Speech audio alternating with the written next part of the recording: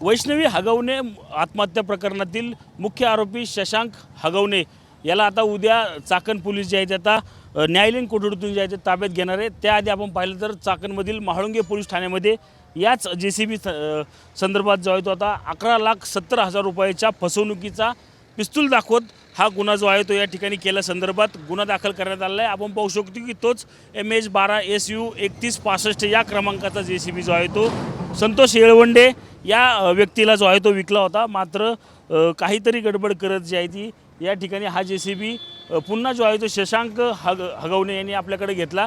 त्यानंतर त्याच्या विरुद्ध आणि त्याच्या आई लता याच्या दोघांविरुद्ध जे आहे तो गुन्हा दाखल झालेला आहे।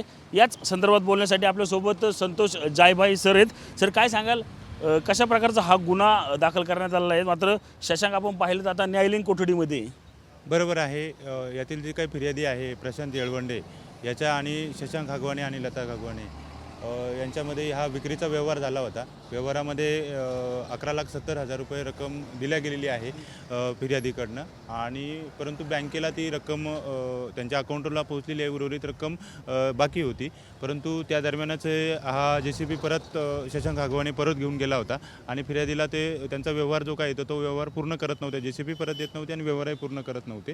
त्यामध्ये 2024ला एक अर्जसुद्धा झाला होता, त्यामध्ये सुद्धा त्याने आपसी समझोता दोघांनी करून तो व्यवहार पूर्ण करण्याचं ठरलं होतं, परंतु त्यानंतरही त्याने तो व्यवहार पूर्ण केलेला नाही। आणि आता आपण यामध्ये माननीय पोलीस आयुक्त साहेब, माननीय DCP साहेब, माननीय ACP साहेब आणि माननीय ओपनी गीते साहेब यांच्या मार्गदर्शनाखाली गुन्हा दाखल केलेला आहे आणि एकंदरीत गुन्ह्याचा सर्व तपास सुरू आहे।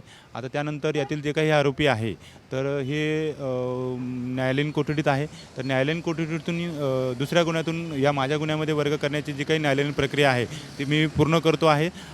आणि जे आपल्याला न्यायालयांचे आदेश प्राप्त झाल्यानंतर किंवा त्यांच्या परवानग्या प्राप्त झाल्यानंतर आपण तत्काळ आरोपींना ताब्यात घेऊन कारवाई करणार आहोत। नक्कीच आपण पाहिलं तर न्यायालयीन कागदपत्र जे आहे ते पूर्ण झाल्यानंतर संतोष येळवंडे या प्रकरणातील मुख्य आरोपी शशांक आणि त्याची आई लता जी आहे ती तिला ताब्यात घेणार असून उद्या दुपारी 3च्या सुमारास जे आहे ते खेडच्या कोर्टमध्ये या ठिकाणी दाखल करणार व या संपूर्ण JCB प्रकरणात तपास जो आहे तो आता म्हाळुंगे पोलीस या ठिकाणी करताना आपल्याला पाहायला मिळणार आहेत। Cameraman Nagesh Sameer Ranjit Jadhav, TV9 Marathi, Chakan, Pune.